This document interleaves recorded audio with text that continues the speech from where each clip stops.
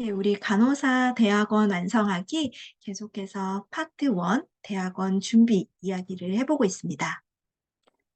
지난 시간부터 계속해서 이제 대학원 준비에 필요한 6가지를 말씀드리고 있는데요. 오늘은 두 번째 영어 성적에 대해서 좀 이야기를 해보도록 하겠습니다. 자, 대학원 가려고 하는데 영어를 준비해야 하나요? 라는 질문에 대해서 저는 준비하세요. 라고 말씀을 드리고 싶습니다. 좀 답답하실 수도 있는데 준비를 하는 게 네, 맞습니다. "왜 영어가 필요하냐?"라고 물으신다면 사실 우리가 대학원 이게 진학 준비를 하는 데 있어서 진학에도 조금 필요하겠지만 사실 수업에도 필요하고요. 네. 졸업에도 필요합니다. 진학할 때는 이제 대학원마다 좀 다르기는 하지만 특정 공인 영어 시험 성적을 제출하라고 하는 학교들이 있어서 그런 성적표 제출 때문에 영어가 필요할 수 있고요. 수업의 경우에는 대부분 이제 영어로 수업을 한다기보다 이제 원서를 이용한 수업이 많습니다. 저는 거의 다 원서로 수업을 들었었던 것 같아요. 그래서 수업 들을 때 원서를 봐야 되기 때문에 그리고 이제 우리가 흔히 이제 학술 논문이라고 하는 아티클들도 수업에서 굉장히 많이 쓰이는데 이거를 이제 영어로 보게 되죠. 졸업 시에는 우리가 레퍼런스라고 하죠. 참고 문헌들이 영어가 많습니다.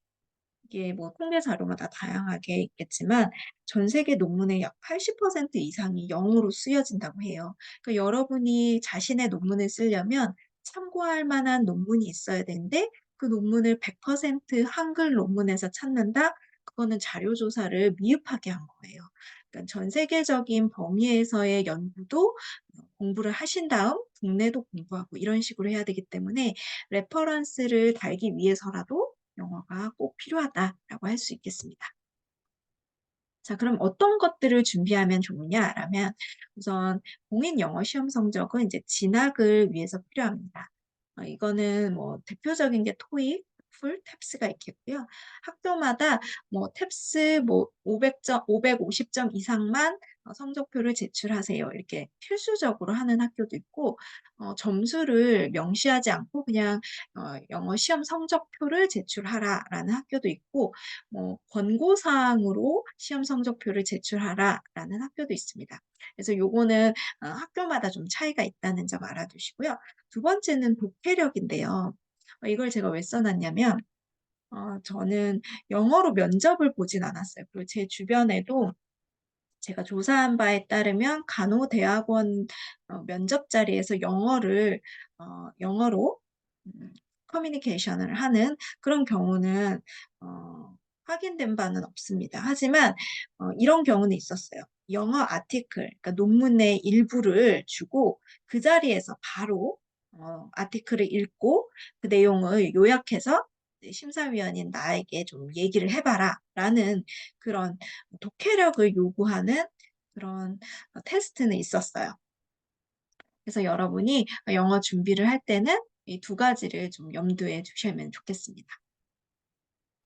그 제 책에 그 대학원 선배의 진심 팁이라는 이런 코너들이 있어요. 이 코너들은 뭘 말하냐면 실제 대학원을 입학해서 졸업까지 하신 분들을 인터뷰한 내용들이 담겨져 있는데요. 이분이 참 우리랑 별로 사정이 다르지 않아요. 수능 때 이후 영어와 거의 담을 쌓고 살았던 분이에요.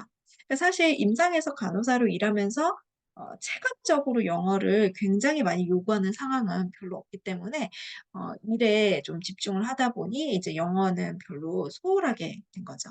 근데 이제 대학원을 가려고 하다 보니 이제 공인 영어 시험 성적이 필요해서 이걸 준비하려고 하니까 너무 오래 영어랑 담을 쌓고 살았기 때문에 사실 영어 자체 그 시험 자체보다 '내가 기초적인 영어 과정 공부를 좀 해야겠다.'라는 생각이 드셨대요. 그래서 이분에 대한 이제 자세한 히스토리는 굉장히 내용이 길어서 제가 지금 이 강의에서는 좀 뺐고 그걸 요약한 걸 좀 제시를 해 드리겠습니다. 이분은 기초 영문법을 먼저 공부를 하셨어요. 기초 영문법. 요거를 먼저 좀 이제 스케줄 때문에 직접 학원에 가진 못하고 인강으로 들었는데, 이 인강은 샘플 강의라는 게 있잖아요. 그래서 그 샘플 강의를 들으면서 '나에게 어떤 강사가 맞을까?' 이러면서 이렇게 파악을 했던 거죠. 그래서 그 맞는다고 생각하는 그 강사 걸 선정해서, 중요한 게 이제 반복 수강을 하셨대요. 이 기초 영문법 다 듣고 난 다음에 이제 초급 토익을 들었고요. 그다음에 이제 중급 토익. 글씨가 예쁘지 못해서 죄송해요. 네. 그리고 네, 또박또박 쓰도록 하겠습니다. 그리고 나서 이제 토익의 이제 마지막으로 이제 문제풀이까지 이렇게 강의를 들었다고 합니다. 근데 중요한 게 이제 반복 수강이에요. 인강의 좋은 점이 계속해서 몇 번을 들어도 괜찮다는 거죠. 그래서 어 이해가 안 되는 부분을 또 듣고 하면서 반복 수강 최소 2번 이상 한 강을 들었.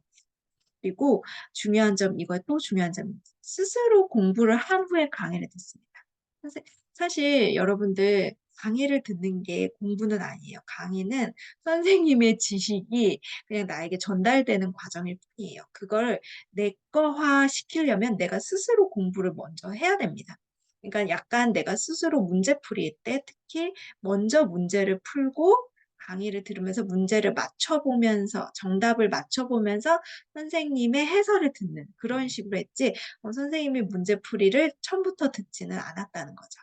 그래서 이렇게 공부를 한 덕에 처음에 이제 500 점대였는데 6개월 후에 800 점대 점수를 받고 이제 합격을 했습니다. 근데 이분이 얘기한 포인트가 이게 좋았어요.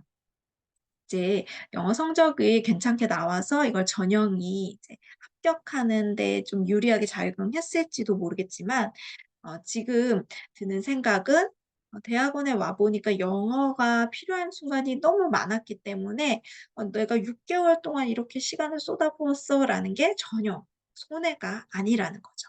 그래서 여러분들도 대학원 준비하는 과정에서 이제 기초적으로 영어를 쌓는 데 걸리는 시간들을 쪼끔 낭비하는 시간, 손해 보는 시간이라고 생각하지 않고 좀 투자라고 생각을 하셨으면 좋겠어요. 네, 나중에 대학원에 합격하시면 분명히 기초적인 영어를 공부했던 그 시간들이 이제 빛을 발하는 시간들이 올 겁니다. 오늘은 이렇게 대학원에 대한 얘기를, 대학원 그 영어 공부에 대한 얘기를 좀 해 봤고요. 이제 다음 시간에 또 대학원 준비에 대한 이제 경력사항 얘기를 해 보도록 하겠습니다. 수고하셨습니다.